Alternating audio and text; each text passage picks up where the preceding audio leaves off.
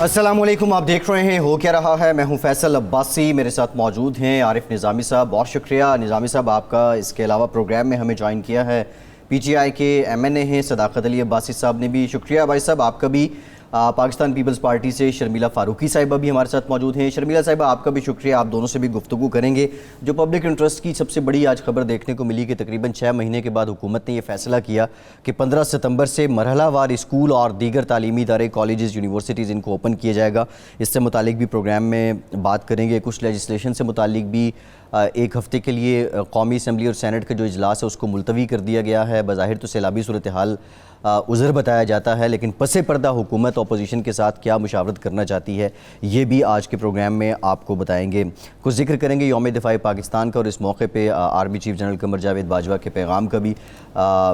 निज़ामी साहब, सबसे पहले बात कराची की। वज़ीर-ए-आज़म पाकिस्तान कराची गए, 1100 अरब रुपए का पैकेज उन्होंने अनाउंस किया। बज़ाहिर हमें ये लग रहा था कि जो सीएम साहब उनके साथ तशरीफ़ फरमा थे, एक वर्किंग रिलेशन या एक इम्प्रेशन बिटवीन फेडरेशन और पीपल्स पार्टी या सिंध गवर्नमेंट बहुत अच्छा है, लेकिन सर मंडवाते ही ओले पड़े और उसके बाद एक बहस छिड़ पड़ी। बिलावल साहब कहते हैं 62% हमने दिया इस पैकेज में, असद उमर साहब कहते हैं 62% हमने दिया। ये महाजराई लोगों के मसाइल हल करने में कितनी बड़ी रुकावट बन सकती है? ये बड़ी अफसोसनाक चीज़ है। हालांकि किसने किसको कितने पैसे दिए, खर्च तो कराची पे होने ना जी। और ये तो मेरा किताबी मामला है ना। फैसला कर लें कि किस फार्मूले के तहत कितना दिया गया, किसने दिया और कब दिया। इसको एक वजह निज़ा बना के एक बाकायदा बयानबाजी शुरू हो गई जी। और ये कोई नेक शगुन नहीं है। लेकिन इसमें दोनों पार्टीज़ का कसूर है मेरे ख्याल से जी। तो मेरे ख्याल से सदाकत अली अब्बासी साहब से पूछ लेते हैं। जी जी अब्बासी साहब अस्सलाम वालेकुम। जी वालेकुम सलाम। अब्बासी साहब ये बताइए, ये ख्याल था कि ये जब ये कमेटी भी बन गई और बामी मशवरे भी हो गए जी, प्राइम मिनिस्टर साहब कराची चल के कराची के पैकेज का भी ऐलान कर दिया, उसके साथ ये क्या बहस चल पड़ी है, किसका कितना हिस्सा है? निज़ामी साहब, जाहिर है पॉलिटिकल पार्टीज़ हैं और पॉलिटिकल पार्टीज़ और मुखालिफ इलेक्शन लड़ने वाले हैं और हम और पीपल्स पार्टी खासे एक दूसरे से दूर हैं सियासी नज़रियात के हवाले से। ख़ासकर हमारा करप्शन और अकाउंटेबिलिटी पे हमारा बड़ा शदीद इख्तलाफ है एक दूसरे के नज़रियात के साथ। एक तो बात ये है। दूसरी बात, चलें 12 साल हो गए, 12 सालों में 2 साल पीटीआई के हैं और बाकी 10 साल सेंटर में पीपल्स पार्टी और नून लीग के हैं और सिंध में सिर्फ पीपल्स पार्टी के हैं। तो 10 सालों में से 2 सालों का गुनाह हम अपने ऊपर ले लेते हैं। 12 सालों में से 2 सालों का, 10 सालों का गुनाह इन पे है।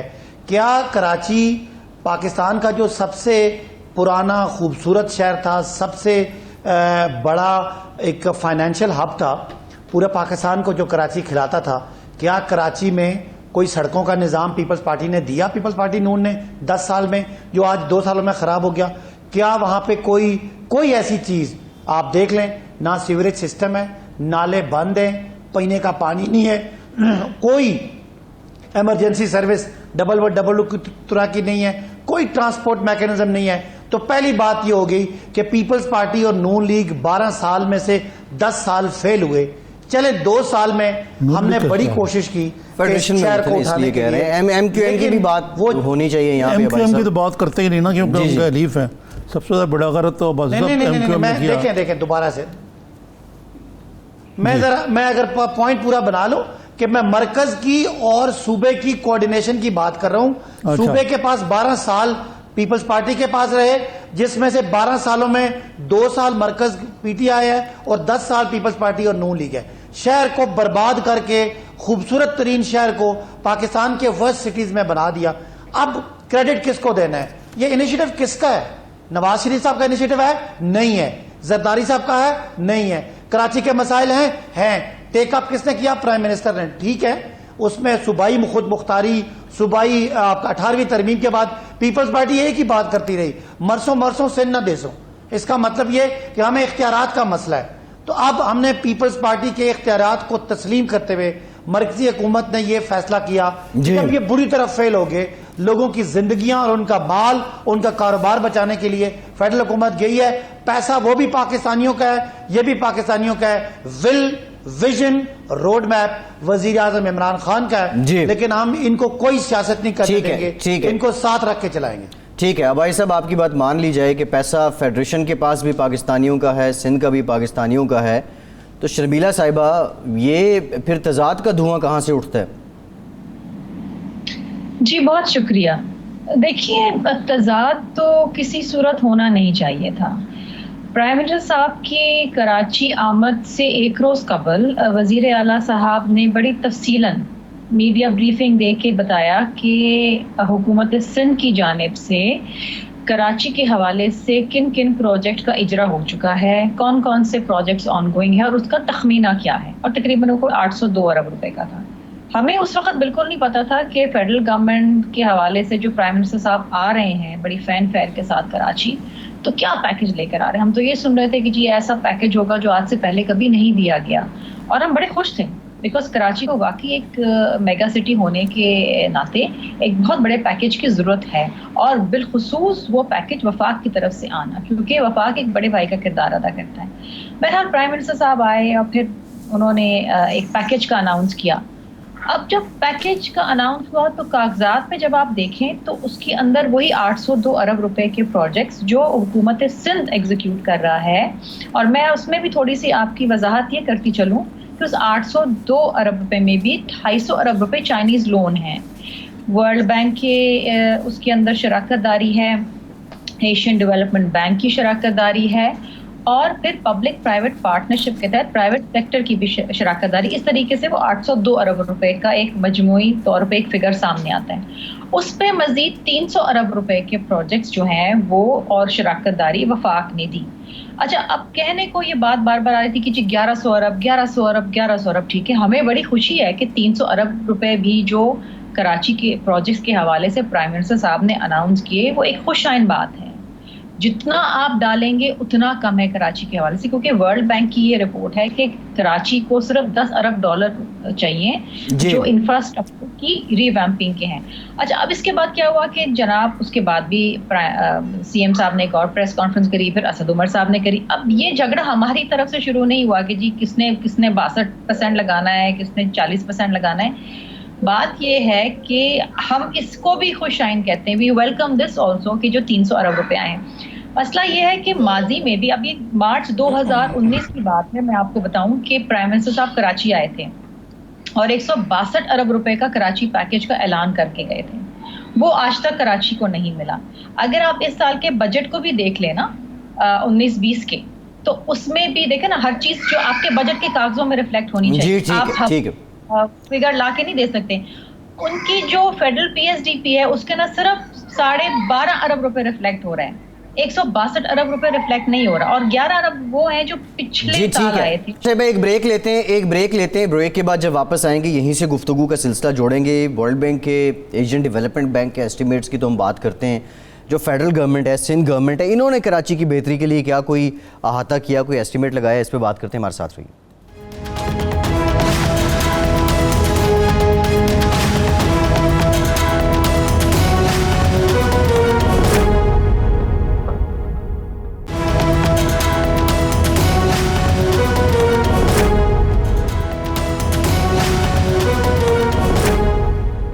بریک کے بعد ایک بار پھر سے آپ کو خوش آمدید کہیں گے. نظامی صاحب، ریفرنس جو ہیں وہ بہت زیادہ کوٹ کیے جاتے ہیں ورلڈ بینک کے، ایشین ڈیولپمنٹ بینک کے. ٹھیک ہے، وہ اپنے احاطے کرتے ہیں، ان کا کام ہے رپورٹس بنانا سب.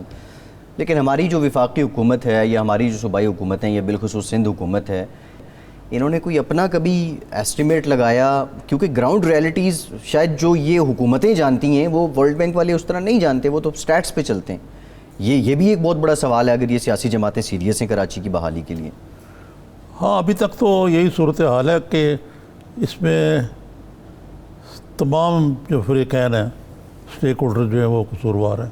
جی، کراچی جو ہے سیاست کی غرض ہے، لیکن جو اپنے ایشوز ہیں اس کے بارے میں بھی پوچھ لیتے ہیں نا ان سے ہم. جی، کہ فرض کریں کہ عباسی صاحب یہ مجھے بتائیں کہ یہ شبلی فراز ہیں، اسد عمر صاحب ہیں، ایک طرف آپ آن بورڈ لینے کی کوشش کر رہے ہیں وہاں کی حکومت کو بھی، تو یہ باہمی تعاون سے مثلا جھگڑا یہ ہے کہ جی ہم نے اتنے لگایا آپ نے اتنے لگایا، اس کو چھوڑ کے یہ تو آپس میں صاف فہمی کر لیں.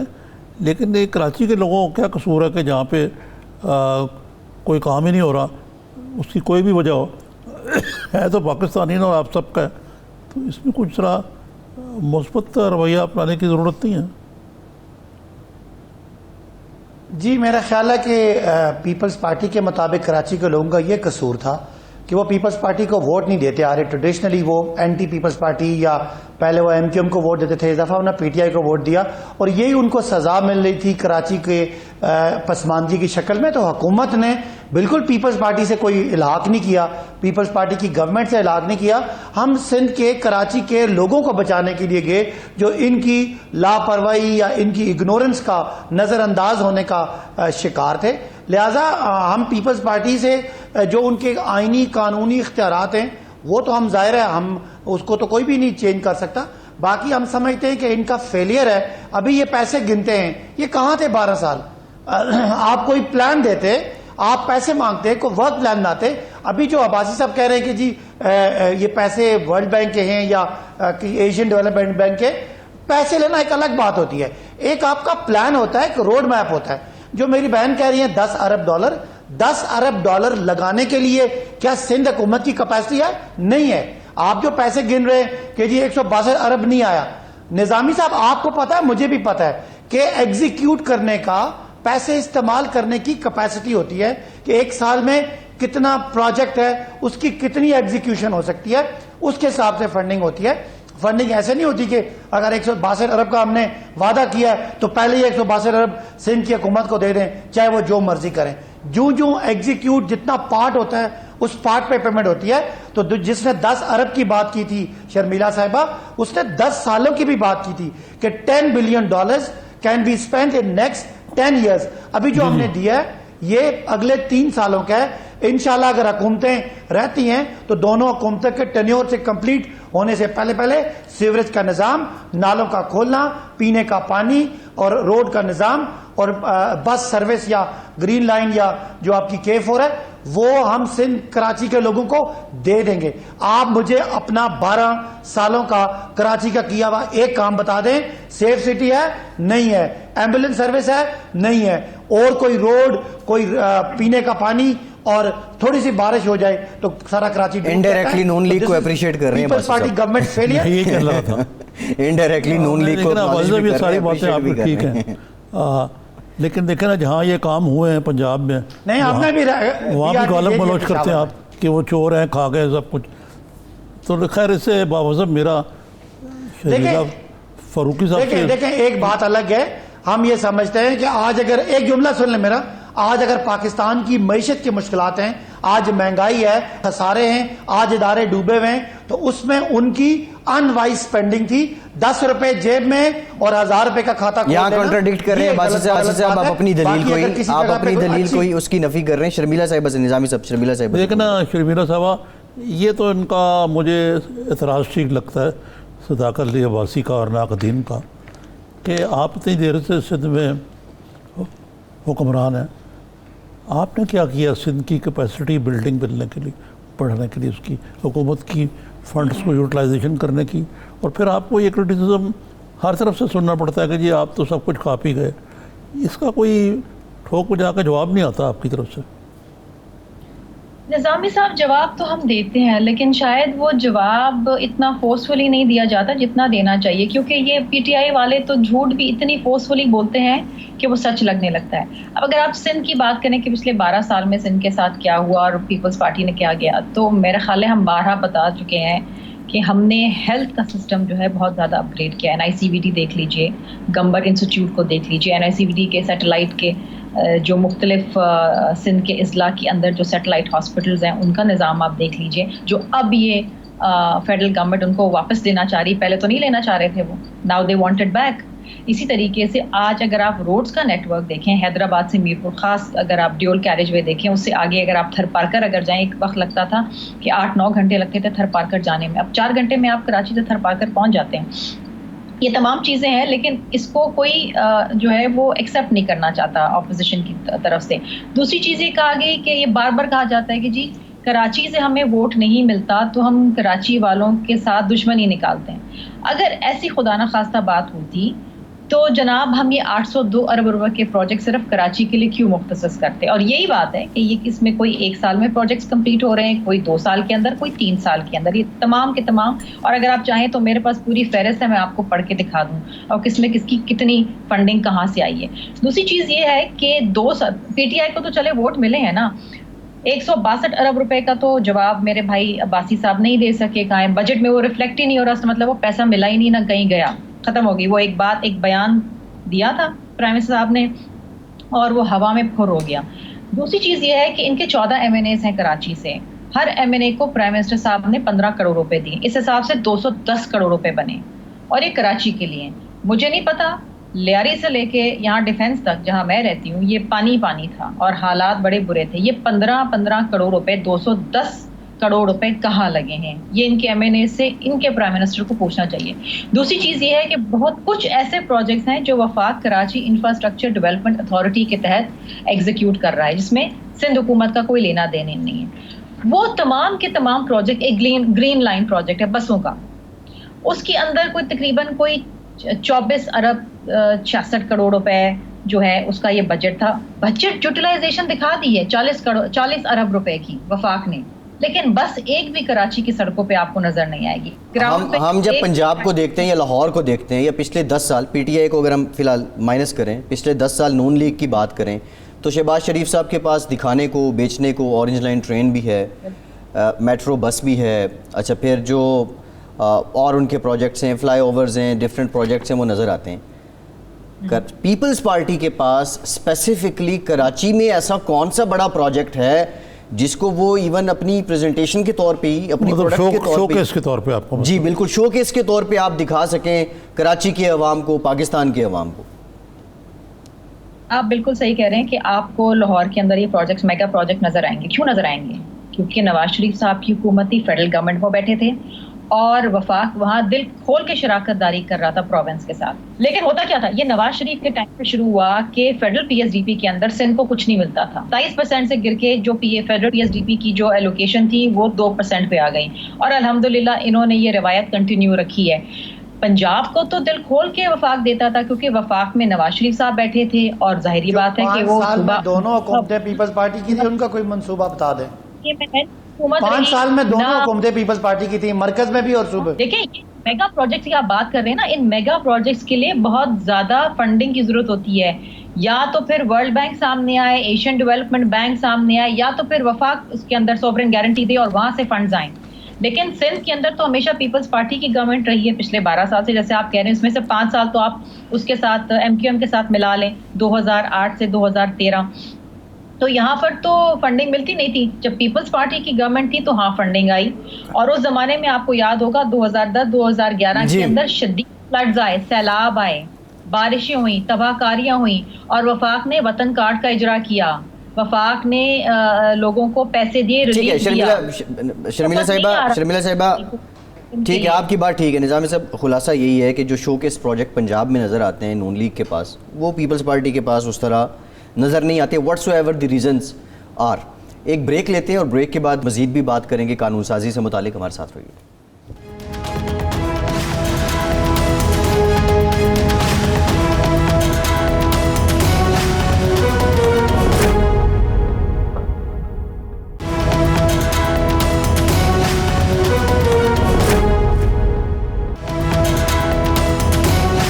بریک کے بعد ایک بار پھر سے آپ کو خوش آمدید کہیں گے. نظامی صاحب, یہ فیصلہ کیا گیا ہے کہ جو سینٹ اور قومی اسمبلی کے اجلاس ہیں وہ 1 ہفتے تک ملتوی کر دیے گئے ہیں.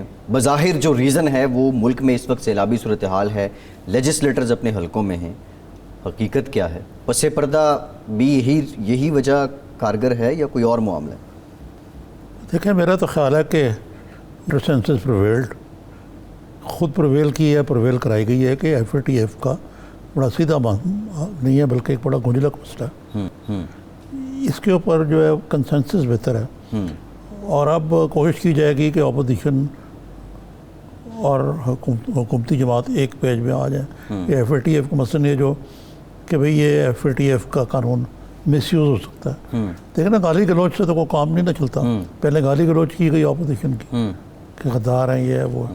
اب بیٹر سینس پریویل ہے. میرا یہ تجزیہ پوچھ لیں آپ ان سے. بھائی صاحب یہ تو ایک تو بظاہر جو عذر ہے وہ سیلاب کی وجہ ہے, دوسرا کیا حکومت کی جانب سے یہ فیصلہ کر لیا گیا ہے کہ وہ خود اپوزیشن سے بات کرے گی, یا یہ ایک ہفتے کا ٹائم اس لیے لیا گیا ہے کہ اپوزیشن سے وہی لوگ بات کریں جو پہلے بھی حکومت جب مشکل میں آتی تھی تو بات کرتے تھے؟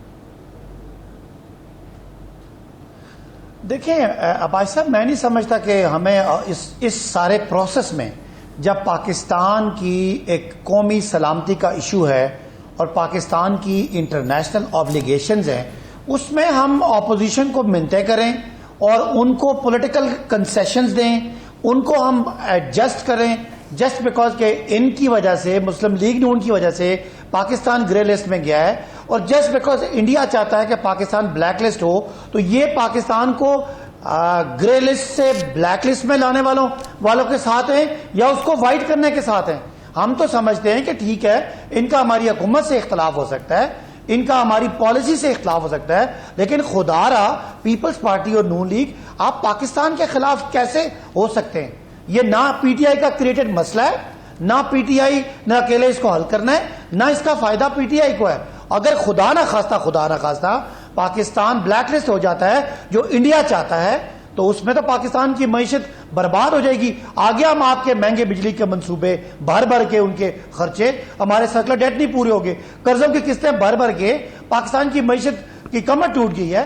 آپ یہ چاہتے ہیں کہ ہم بیٹھ کے آپ کو نیب میں کنسیشن دیں, آپ کے کیسز میں کنسیشن دیں, آپ کو وہ 34 پوائنٹ والا این آر او دیں, اس لیے کہ پاکستان کو بلیک لسٹ سے بچانا ہے. جی میں تو اس بارے میں بڑا جذباتی ہو جاتا ہوں کہ جب پاکستان کی سالمیت کی, پاکستان کی انٹرنیشنل آبلیگیشن کی, پاکستان کی عزت کی بات ہوگی, آپ اتنے جذباتی ہو رہے ہیں, لیکن کچھ یہ اگر کریں ہم ان کو پبلک میں ایکسپوز کریں گے. زمینی حقائق سے وہی دیکھیں نا کہ مثلا رضا ربانی جو فارمر چیئرمین سینٹ کے, انہوں نے بڑے کوجنٹ پوائنٹ اٹھائے کہ دیکھیں ماضی میں یہاں اینٹی ٹیررزم لا بھی بنتے رہے ہیں جو مخالفین پر استعمال ہوئے ہیں.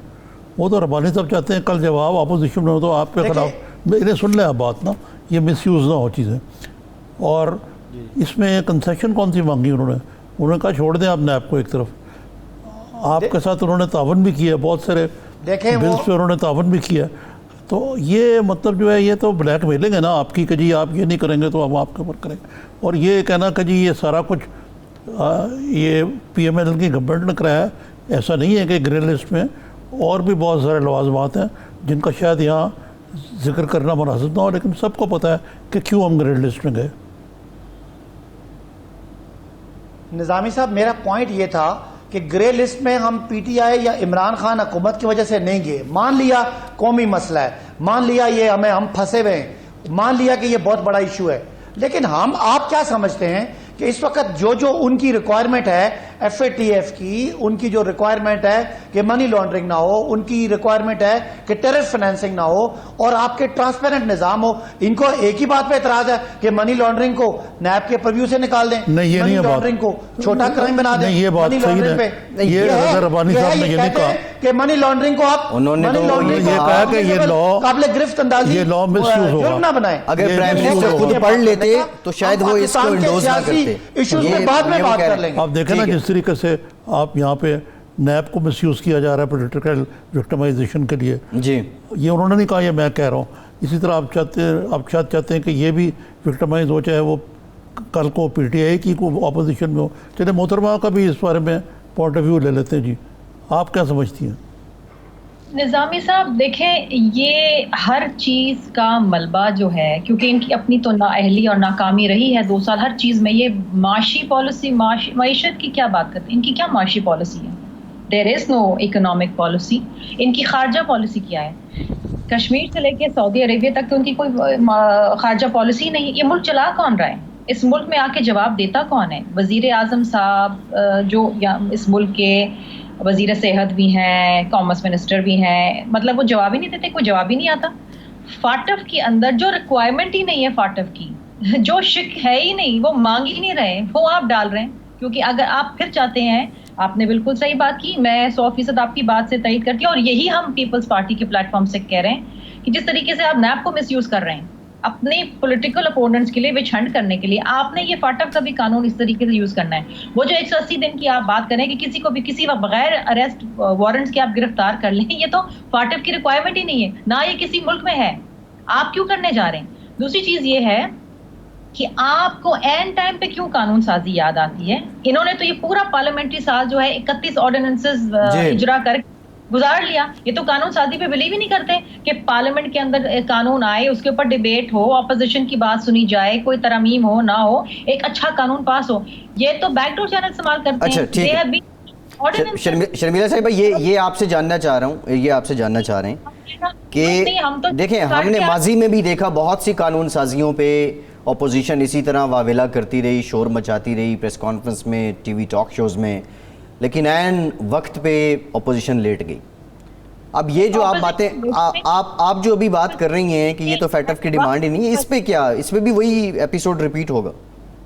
دیکھیے اپوزیشن نے عین وقت کے اندر بھی راتوں رات ان کو ترامیم کر کے دیے ہیں قانون سازی کے اندر, جو غلط شکیں تھیں ان کے اوپر نکال, اور یہ ان کی جو کمیٹی تھی اس پہ مانا گیا کہ ہاں جی یہ صحیح ہے, یہ ترامیم صحیح ہے, دس از آن ریکارڈ. لیکن صبح جب یہ قانون لے کر آتے ہیں تو اس کے اندر وہ شکیں موجود ہوتی ہیں. تو یہ اس طرح تو نہیں استعمال ہو سکتا نا. اس کمیٹی میں موجود تھا کوئی ڈریکونین لا, اپوزیشن کی ایک ذمہ داری ہے. اگر ان کو اپنی ذمہ داری نہیں لوں تو اپوزیشن کو تو ذمہ داری جی ٹھیک ہے عباسی صاحب, ٹھیک ہے شرمیلا صاحبہ, عباسی صاحب ایڈ کرنا چاہ رہے ہیں. بھائی صاحب جی میں شرمیلا صاحبہ سے یہ درخواست کرتا ہوں کہ شرمیلا صاحب, میں اس کمیٹی کا ممبر ہوں. اس کمیٹی میں ضرور اپوزیشن نے اعتراض کیا تھا, کسی ہماری پارٹی کے کسی آدمی نے نہیں مانا اور ہم نے اس کو اکثریت سے پاس کیا تھا. میں بالکل آپ یہ جو کہہ رہی ہیں کہ 6 مہینے کے لیے کسی کو اریسٹ کرنے کی بات ہے, بالکل اس میں نہیں ہے. بالکل وہی قانون ہے جو پوری دنیا میں ایف اے ٹی ایف لگانا چاہتی ہے. اس میں آپ کا ہمارا اختلاف یہ ہے, آپ کہتے ہیں کہ وہ منی لانڈرنگ کرتا ہے تو اس کو قابل دست اندازی جو کوگنیزیبل آفینس ہے وہ نہ بنائیں, پہلے جج کے پاس جائیں, اس کو سزا دیں, پھر گرفتار کریں. جبکہ عام چھوٹے چور کے لیے ہے کہ چوری کا کوئی ایف آئی آر ہوتی ہے, وہ 50,000 کی ہو, اس کو پولیس اٹھا کے لے جاتی ہے. تو یہ وہی پرانا قانون ہے. میں آپ کو اس لائیو شو پہ چیلنج کرتا ہوں کہ کوئی 6 مہینے والی بات نہیں ہے, آپ کے نیب کے 6 مہینے کے ریسٹ کرنے والی کوئی بات نہیں ہے. یہ کنفیوژن فلائی ہے. جی شرمیلا صاحبہ, کہ آپ اٹھا کے جیل میں بند کر دیں اور پھر آپ اپنی انوسنس کے لیے مارے پھرتے رہیں. آپ نے تو جیل میں بند کرا ہوا ہے, وہ بھی صرف اپوزیشن کے لوگوں کے. آپ کے جہانگیر, یہ جو نیب کا قانون ہے یہ آپ کے دور کا, یہ تو ٹھیک ہے جی, ہو گیا نا یہ. آپ کے دور سے 5 سال آپ کے اور 5 سال نون کے دور سے گزرا ہوا قانون ہے. ہم نے یہ قانون نہیں بنایا. ابھی سوال یہ ہو رہا ہے کہ کیا منی لانڈرنگ کو ایک نیب کا جرم بنانا ہے کہ نہیں بنانا. آپ کہتے ہیں نہیں بنانا بیکاز آپ کا مسئلہ ہی منی لانڈرنگ ہے. اگر آپ یہ سمجھتے ہیں, جو کہ ہم بھی سمجھتے ہیں, کہ کچھ شکیں ایسی ہیں ان قوانین کے اندر جو ایک کالا قانون کا اس کو ایک نظریہ دے رہی ہیں, تو وہ شکیں آپ نکالیں نا. آپ کی تو جماعت انصاف کے نام پہ بنی ہے نا. نہیں, ابھی لگ یہ رہا ہے شرمیلا صاحبہ کہ جو ہفتے کا ٹائم لیا گیا, ٹائم بائی کیا گیا, وہ اسی لیے کیا گیا کہ کوئی بات کی میرا خیال ہے کہ یہ معاملہ طے پا جائے گا. اور رضا ربانی صاحب جو ہے, اب حضرت کہتے ہیں رضا ربانی نا, میں ان کی ذاتی طور پر عزت کرتا ہوں. 6 مہینے والی کوئی بات نہیں. ٹھیک ہے بھائی صاحب. جی نظامی صاحب, میں کہہ رہا ہوں رضا ربانی ذرا ایک سیریس اور بڑے ریسپیکٹڈ پارلیمنٹیرین ہیں, قانون دار ہیں جی, وہ اس قسم کی چیز نہیں کریں گے جس میں جو غیر مستند ہو یا وقتی سیاسی فائدہ اٹھانے کی ہو, کیونکہ وہ خود تو بینیفیشری نہیں ہے اس کے, نہ نیب قانون کے, نہ کسی اور اس قسم کی اکاؤنٹیبلٹی کے. دوسرا بابر اوان صاحب کو بھی میرا خیال ٹاسک نظامی صاحب دیا گیا ہے, تو وہ بھی ایک ظاہر کاریگر. بہرحال ہم دعا یہی کرتے ہیں جی کہ یہ چیز جو ہے, اگر کوئی ایسی چیز ہے تو اس کو سیاست گری کی بجائے افہام و تفہیم سے حل کر لیا. جی بالکل ٹھیک ہے. شرمیلا فاروقی صاحبہ, صداقت علی عباسی صاحب, آپ دونوں کا بہت شکریہ. ایک بریک لیتے ہیں اور ذکر کریں گے کہ یوم دفاع پاکستان بھی گزرا. یہ سال اپنی نوعیت کا ایک مختلف سال ہے, لیکن جو آرمی چیف کا پیغام ہے اور اس کے ساتھ ساتھ جو پاکستان کے فیوچر اسٹریٹجی ہے ڈیفنس کو لے کے, اس سے متعلق بات کریں گے. ہمارے ساتھ رہیے.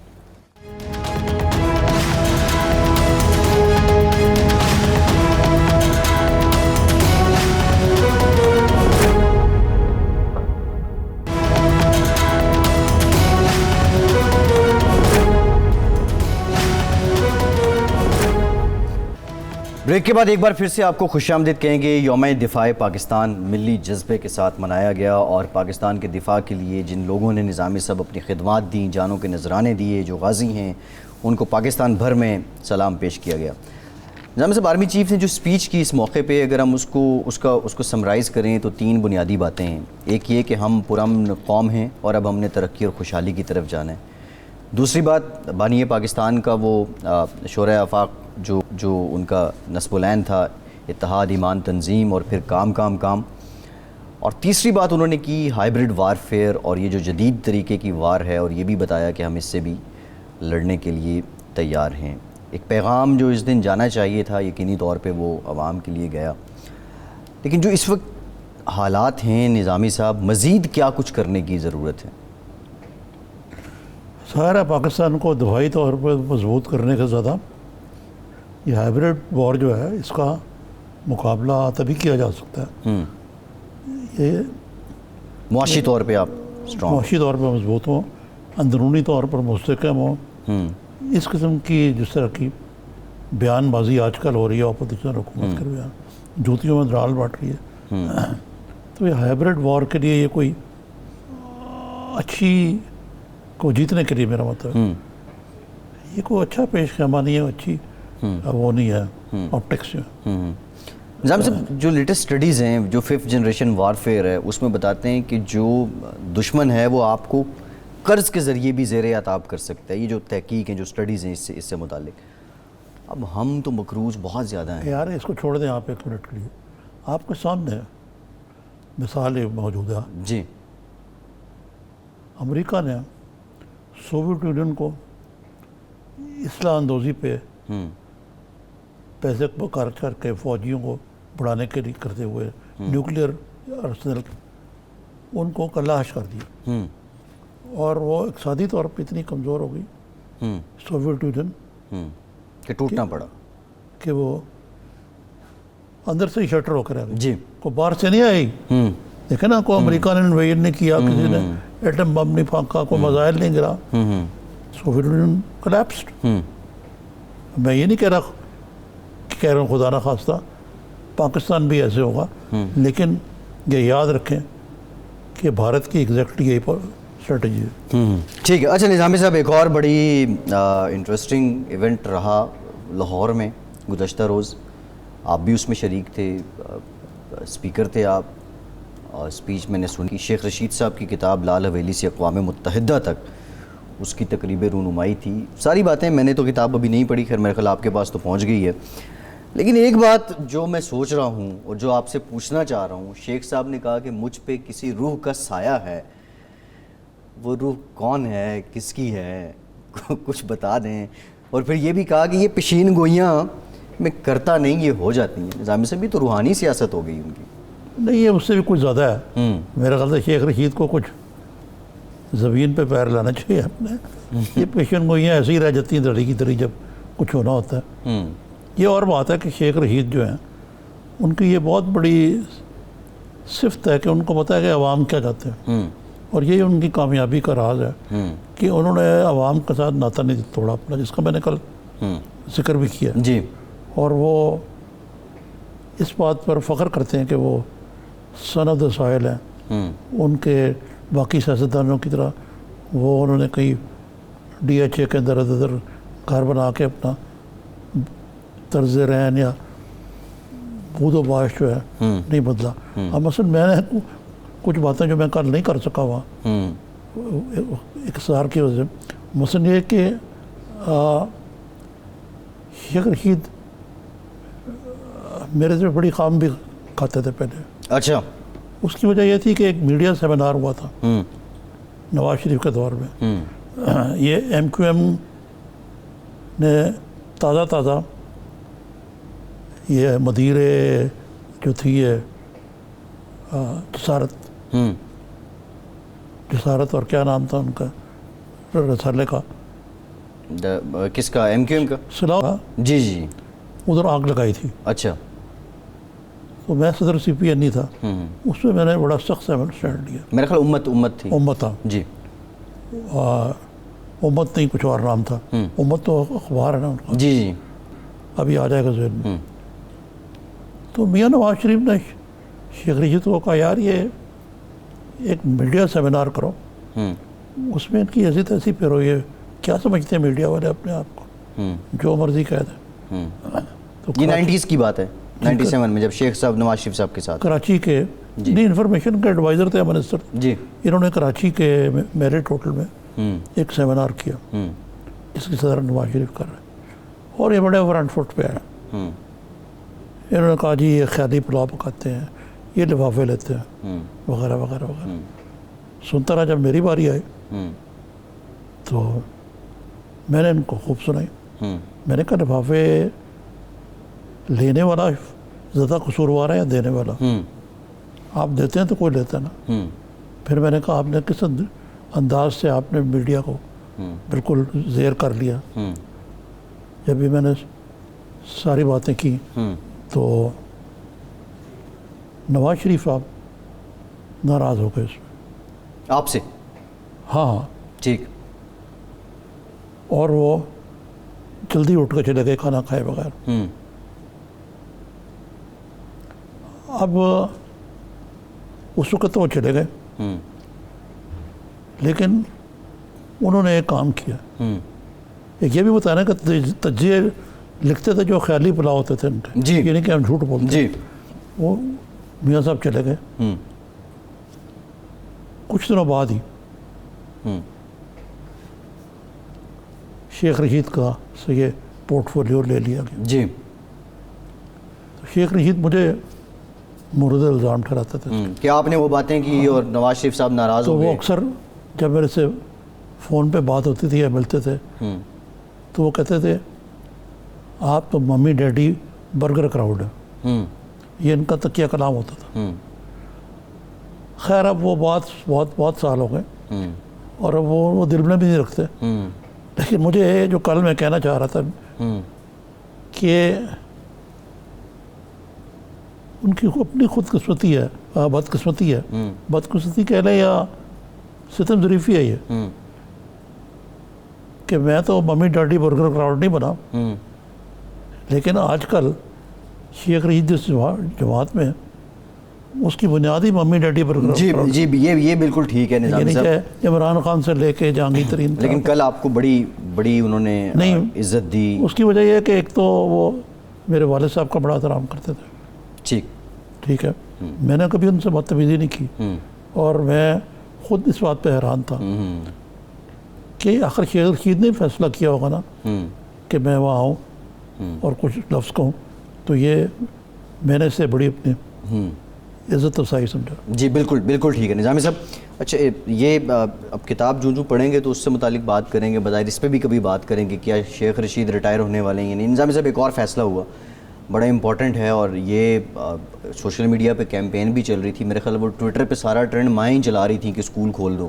اب حکومت نے یہ فیصلہ کیا ہے کہ 15 ستمبر سے جو یونیورسٹی کالجز اور ٹل میٹرک یہ پہلے مرحلے میں، پھر 23 ستمبر سے سیکنڈری اینڈ مڈل، اور اس کے بعد جو 1 اکتوبر سے آپ کے پرائمری سکولز کھل جائیں گے ایس او پیز کے ساتھ. پاکستان جیسے ماحول میں ایس او پیز پر عمل درآمد کروانا کس حد تک ممکن ہے؟ لیکن تو ہم یہ کرنا تو پڑ رہا ہے نا. جی آپ دیکھیں نا ضرورت، وہ میں آج دیکھ رہا تھا اپنے اخبار میں کہ میرے خیال سے کل کووڈ-19 سے 2 ہلاکتیں ہوئی ہیں. جی تو یہ اللہ کا فضل ہے. جی الحمدللہ. لیکن اس کا مطلب یہ نہیں ہے کہ ہم شتر بے مہار کی طرح ساری اطلاع، ساری جو احتیاطی تدابیر ہیں ان کو تاکہ نسیاں میں رکھ کے ایک دوسرے کو جھپیاں ڈالنے شروع کر دیں. اس طرح یہ پھر پھیل سکتا ہے. تو یہ پیرنٹس کے لیے بھی بڑا لمحہ فکری ہے. لیکن یہ ایسا مرحلہ ہے جس سے ہمیں گزرنا پڑے گا، نہیں تو ساری قوم کو جاہل تو نہیں چھوڑ سکتے. اچھا نظامی صاحب ایک کریڈٹ یہاں پہ بنتا ہے شفقت محمود صاحب کو بھی. آج صوبائی فیڈریشن اینڈ صوبائی جو وزرائے تعلیم تھے ان کی ایک میٹنگ ہوئی. اس سے پہلے بھی ہم نے دیکھا کہ تعلیم کے معاملے پہ اسپیسیفکلی این سی او سی کا تو رول ہے، لیکن شفقت محمود صاحب بڑے ایکٹیو رہے اور سب کو ساتھ لے کے چلے. اس سے بڑی بات یہ ہے کہ نہ صرف ایکٹیو رہے لیکن انہوں نے پی ٹی اے کے بعض وزراء کی طرح یہ نہیں کیا کہ آپ این آر او مانگ رہے ہیں اس لیے آپ کہہ رہے ہیں کہ اسکول کھول دیں یا نہ کھولیں. یہ جو اس قسم کی گالی گلوچ والی سیاست ہے اس سے مسائل حل نہیں ہوتے. شفقت محمود نے عزت دی ہے اور عزت کرائی ہے. اور آپ نے دیکھا ہوگا کہ اپوزیشن کا بھی ان کے بارے میں رویہ منفی نہیں ہے جہاں تک میرا یہ. نہیں بالکل ٹھیک ہے. دوسرا نظامی صاحب ایک بہت انقلابی قدم ہے یکساں نظام تعلیم. اول تو وہ اس سے پہلے بھی ہم نے بات کی تھی جو لبرل لابیز ہیں انہوں نے تو اپنا ایک پروپیگنڈا اس پہ شروع کر دیا تھا, ظاہر ہے وہ انویسٹ بھی کر رہے ہوں گے. یہ بہت بڑا چیلنج ہے شفقت محمود صاحب اگر اس کو امپلیمنٹ کر جاتے ہیں نظامی صاحب, اور آئی فیل کہ اس پہ بھی جو صوبے ہیں وہ آن بورڈ ہیں. نہیں, شفقت محمود خود بھی لبرل لابی میں ہیں میری طرح, لیکن یہ ایک تو پارٹی کی پالیسی ان کو فالو کرنا ہے اور خوش دلی سے فالو کر رہے ہیں وہ, لیکن اس میں کچھ واز جینوئن کنسرنز بھی ہیں کچھ. محض اس لیے ہے کہ جو میں تو حیران رہ گیا اپنی جو میری گرینڈ ڈاٹر ہے اس کی فیس پہ کہ وہ ہر مہینے کی کوئی 70,000 فیس آتی ہے. 70,000؟ جی جی. تو یہ لوٹ مار تو مچائی ہوئی نا انہوں نے, تو یہ اس کو نیچے لے کے آنا چاہیے. لیکن اس سے یہ ہوا کہ انہوں نے انشور کر لیا ہے اشرفیہ نے کہ ہم اپنا نظام کو اتنا مہنگا کر دیں گے کہ آٹومیٹکلی ملک میں 2 نظام آئے تعلیم ہو جائیں گے. مطلب اس کا توڑ انہوں نے نکال لیا. نظامی صاحب آج اس حکومتی فیصلے پہ بھی ان کی ریزرویشن تھی, وہ یہ ہیں کہ وہ کہہ رہے ہیں کہ ساری اکٹھی کھولو. کون کہہ رہے ہیں؟ یہ پرائیویٹ اسکول ایسوسیشن. وہ پرائیویٹ اسکول یار ویسٹڈ انٹرسٹ ہے ابھی. اب کیا اچھے لوگ بھی ہیں اس میں, بہت سے اچھے لوگ بھی ہیں. پرائیویٹ اسکولس کا بڑا ایک رول ہے پاکستان کے اندر تعلیم کو عام کرنے کا, لیکن یہ ریٹ کے لیے نہیں نہ ہونا چاہیے خالی. جی بالکل ٹھیک ہے, بالکل ٹھیک ہے. نظامی صاحب پروگرام کا وقت ختم ہو گیا, وہ آپ کا آج کے پروگرام سے اتنا ہی. فیصل عباسی کو اجازت دیجیے.